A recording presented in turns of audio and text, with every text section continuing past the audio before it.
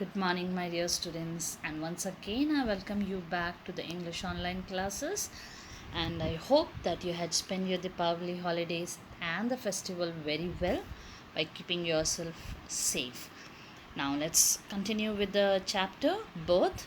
And also, I hope that you might have gone through the two videos which had been put under the recall section. And before I continue with it, still I would like to take a very quick, very short recall of what we have done, because that will help you to just remember what we have done in those two videos. So here we people have seen this is a very beautiful chapter being titled as birth. And in this chapter we have seen that there is a couple, Joe Morgan and Susan Morgan, who are going to have their first baby after 20 years of their marriage. And from that itself we can understand that how important it is for them to be the mother and the father of a baby. And then the responsibility was on the shoulder of a doctor named Dr. Andrew Manson. Now, who is this Dr. Andrew Manson? Dr. Andrew Manson was a fresh medical pass out who was practicing under the guidance of another experienced doctor named as Dr. Edward Page. And on that very night, he was little upset, or you can say that he was little, you can say that muddled up or lost in his own thoughts because of something that has happened with him while he had gone out on a date with his girlfriend Christine. About that, in the beginning part it is not given anything, and when he reached home all totally tousled up with his own thoughts and all, at that time he found that Joe Morgan was impatiently pacing front of his house. And then he said that it seems like the time has come for the delivery and my wife needs you. And then, being the doctor, immediately he sprung to his action, and he sprung to action, and he just went, fetched his medical kit, and he started walking with uh, Joe Morgan to his house site. After reaching over there, he found that Susan Morgan was there in the room. Then Susan Morgan's mother, an elderly lady of something 70s, and then plus a midwife. I told you who a midwife is. And these three people were there in the bedroom. And when he inspected, or he checked or examined Susan Morgan, he found that there was still time for the baby to come into this world. And then Susan Morgan's mother offered him a cup of tea with an intention to hold him and keep not to move away from there. And then when he went to the kitchen and sat down, we came across the reason of that all thoughts wandering in his head, because he was in love with Christine. He wants to marry her, but in the past few days he had come across some failed relationships in which people were married but still they were with other people, and it was like total disaster the marriage was. And this was hurting him badly, because for him, when it comes to marriage or it links to Christine, it is something like an idol, something very sacred and very pious it is supposed to be. And then suddenly Susan Morgan's mother brought him back from his thoughts by telling that Susan had said not to give chloroform in case if it hurts the baby. And then when she said this, then Andrew tried to console her by saying that he tried to convince that, saying that it's not going to do any harm, so don't worry, everything is going to be all right. Then the time came, the midwife called, and then it was like half an hour was rush was there, everything was like going on in a pace. And then the baby was born. But the baby was a stillborn baby, a dead baby. Andrew, he just ran through a shiver of horror, because when Andrew was coming inside, Joe Morgan said that I place my trust on you. And Andrew was totally shocked. What is going to tell the couple who had been waiting 20 years, and that beautiful day was going to come in their life with a baby in their arms? Is he going to give a stillborn baby, a dead baby to the couple? And then he looked at the mother who was collapsing because of the delivery. And like, it was hard for him to take a decision whom I should try to save, the baby or the mother. And then like without any kind of a proper decision. What came into his head first? That was mother. So he handed over the baby to the nurse, to that midwife, and he paid his entire concentration to the mother. He took out one syringe and he gave that hypodermic medicine, just given to the people whose heartbeat goes down, whose pulse rate starts fading away, and he gave that, and he started rubbing the palm and the feet of the lady. And then after some time, when he found that the heartbeat has become normal, means it's strengthened up, he thought that he would pay attention to the baby. And when he thought that he will pay attention to the baby, he turned towards the nurse and he said that, where's the baby? And the nurse, who had who believed that it was a dead baby and nothing could be done, what she had done, she had wrapped the baby in newspaper and kept the baby under the bed. So she said that there, she just showed him, and then immediately he knelt down and he took out the baby, and the baby was like a fully formed figure, hands, legs, beautiful. The baby was whitish, the baby but the only thing was that there was no movement in the body, and the head was lolling, means it was hanging one side. And when he saw this, he saw that the baby's body was full white, like white fat he was looking like. And then suddenly it sprang to his head, means that one thought came in his mind, that he had seen this kind of case somewhere, and it was because of the lack of oxygen in the body, means like the baby might have taken a lot of dirty water and all those things, and that's why, because of that reason, maybe no proper oxygen inside the body. And then suddenly he thought of what to be done, and he shouted at the midwife, and he said to her that, just do one thing, get me 2 basins, and then get me hot and cold water both. And then he took the baby, he tried the special method of respiration. The basin had come by that time. Basins, not jug or not a bucket. Basin, big one, wide mouthed one. And then in one he put cold water, in the other one he put hot water, mixed little cold water also, so that how much his hand can bear the heat, no, of the water, that much he kept. And then, like a mad person, like a juggler of the circus, no, he took the baby in his arm, and once he dipped the baby into the hot water, then into the cold water, then into the hot water, then into the cold water, like that he started doing it. You just imagine, if you'll see the scene, how you will feel. So here 15 minutes passed and he was sweating like anything.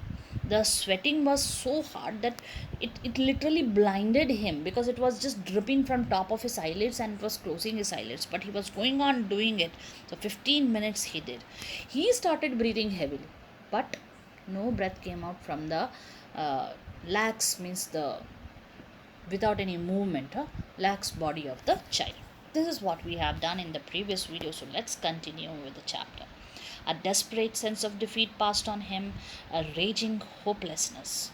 He felt the midwife watching him in stark consternation, while there, pressed against the wall where she had all the time remained, her hand pressed to her throat, uttering no sound, her eyes burning upon him, was the old woman.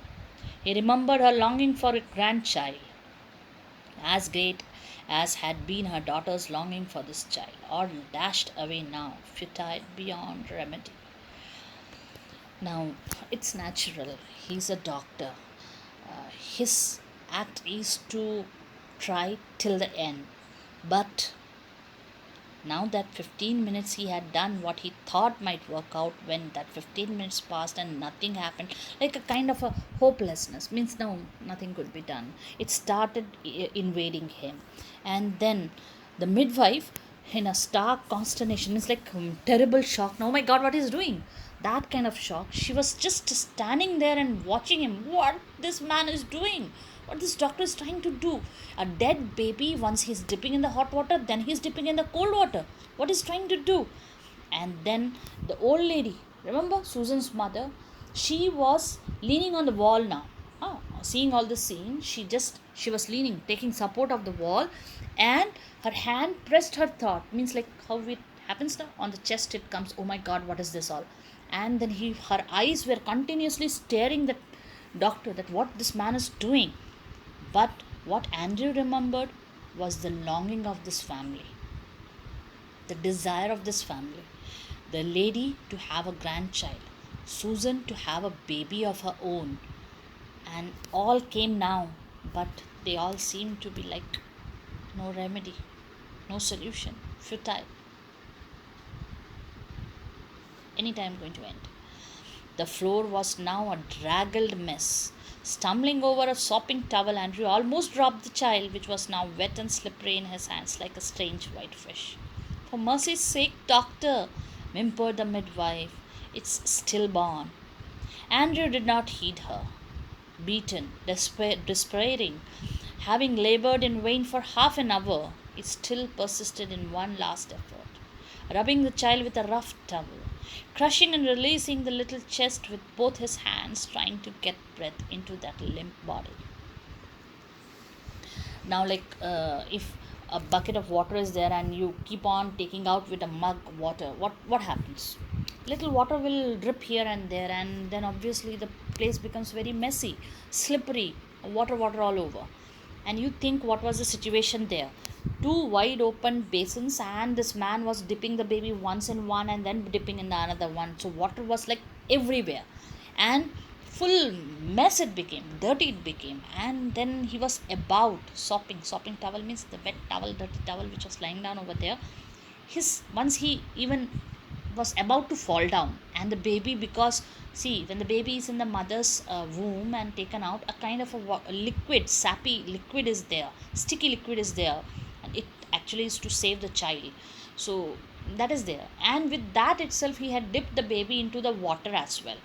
So because of that reason, what happened, the child became slippery, फिसलने लग गया था बच्चा. At one particular moment, Andrew was about to drop the baby, because it has become very slippery, like how a fish is very slippery, no? And the midwife, she whimpered, means when a frightful voice, no, low voice, she said that, doctor, what you're doing, the child is a stillborn baby. But Andrew did not heed her, means he did not pay attention to what she said. And then he was like laboring hard, he was very desperate to do that, and then he wanted to make one last effort, and that was what generally has been done. Then what he did, he cleaned the baby rough with a rough towel, and then he kept his palm over the little chest, newly born baby, how much big the baby will be, and maybe his one palm will cover the entire chest of the baby. And he kept the hand over the chest of the baby, and he started crushing and releasing, crushing, pressing down, then releasing it, so that there will be some breath in that limp, motionless body. Then, and then, as by a miracle, the pygmy chest, which his hands enclosed, gave a short, convulsive heave. Another and another. Andrew turned giddy. The sense of life springing beneath his fingers after all that unavailing striving was so exquisite, it almost made him faint. He redoubled his efforts feverishly. The child was gasping now, deeper and deeper. A bubble of mucus came from one tiny nostril, a joyful, iridescent bubble. The limbs were no longer boneless, the head no longer lay back spinelessly. The blanched skin was slowly turning pink. Then, exquisitely, came the child's cry. Dear Father in heaven, the nurse sobbed hysterically. It's come alive. Miracles do happen. One have to believe in it. And here, when Andrew, he tried hard. At one particular moment, he became hopeless also. The nurse also reminded him that the baby is stillborn, but still Andrew, he decided that he wants to do it. And then he started pressing the pygmy, the small little chest of the baby, pressing and releasing, and then the miracle took place. You know what happened? When he was pressing, suddenly he felt that the chest of the baby pushed his hand back because it took a breath. And then one, then another one. And then Andrew felt giddy. It was not giddy out of exhaustion, it was exertion, it was giddiness out of happiness. And then the fact that under his hand one life was coming up, that was something very beautiful. And It was so beautiful and so exciting, so extraordinary, that he was about to fall off, faint. He was about to become unconscious. बेहोश होने वाला था वो. He just redoubled his efforts. He just started pressing and releasing slowly the chest of the baby, and then the child gasped. Means when, like, with open mouth, you just try to take the breath inside, air inside. No, he gasped. He deeper and deeper. And now this is the funny part. Okay, when you had ever got cold in your childhood, and please don't feel dirty. And then when your nose mucus comes out, a big bubble of that coal, remember? Pila pila kanka bada sa. Yeah, in that same way, a bubble of mucus came out from one small nostril, and it bubble looked really very beautiful at that particular moment. And then the limbs were now no longer boneless. Movement was there. The head also was not lolling to one side. It was not spineless now. And the blanched here means the white turned whitish, no? That blanched skin, it started turning pink. And the most beautiful thing, the baby cried. The baby cried. And the nurse, she started crying, and like a mad person, hysterically, she thanked God, and she said that, oh my God, it has come alive. A stillborn, a lifeless baby became alive. It has come back to life. And then Andrew handed her the child. He felt weak and dazed.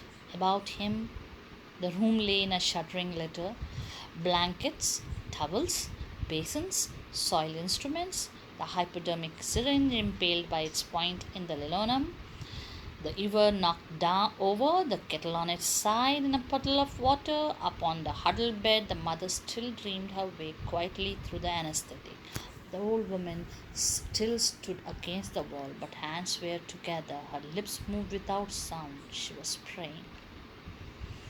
Andrew, after the baby came back to life, I think it was like a sixer, a hat trick, something beyond words.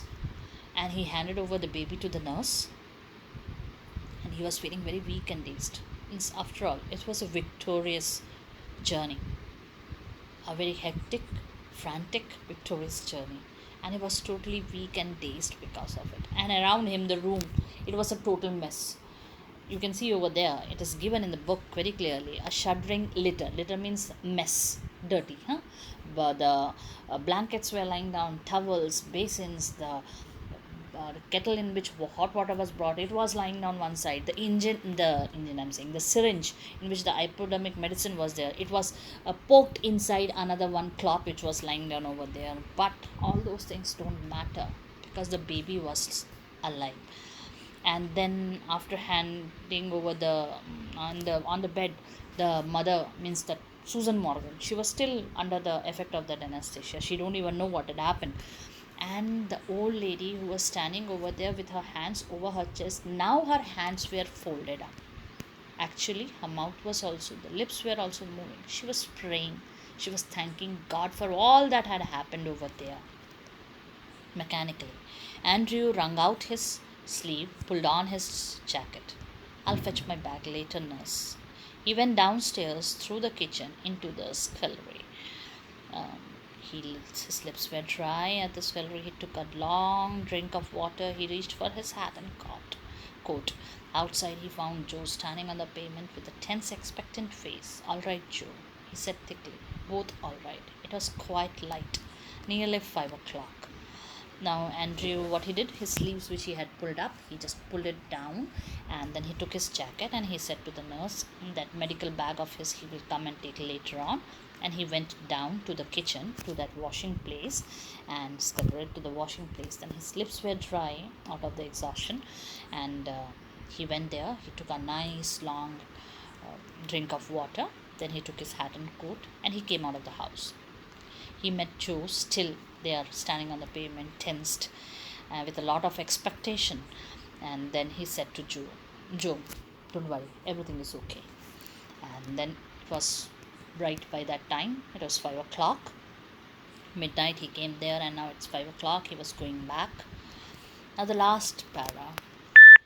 few miners were already in the streets, the first of the night shift moving out, as Andrew walked with them, spent and slow. His footfalls echoing with the others under the morning sky. He kept thinking blindly, oblivious to all other work he had done in Blenheim. I have done something. Oh God, I have done something real at last. He started moving down the pavement, and I told you in the beginning itself, Bellany is the place where maximum mining work is going on. So the miners were moving about in the streets, maybe one shift people coming back and then the other shift going for the work. And Andrew started walking with them, and he was very slow. His footfalls, means when he was walking, the noise that was created was echoing with the other people's. And then the morning sky was there, and he spoke to himself. A thought came into his mind that out of all the work that he has done in Blenheim, he thought to himself and he said that I have done something, God, something really good I have done at least. Yeah, that's true. A stillborn baby, try to understand this, my dear students. It's really amazing. A stillborn baby not giving up hope, having that faith in himself that he can do, and believing that above bookish knowledge, what he had seen, he has visualized, what he had experienced, that also counts. A lot of things in our life also, that one day will come when we will be very proud of what we have done. That is real living. That is the worth of living. That is the worth of existence. When we people can say, like how Andrew said over here, I have done something real at last, means I have done something worthful of my living in this world. And that worthfulness was giving life to a stillborn baby. So I hope you all have enjoyed this chapter.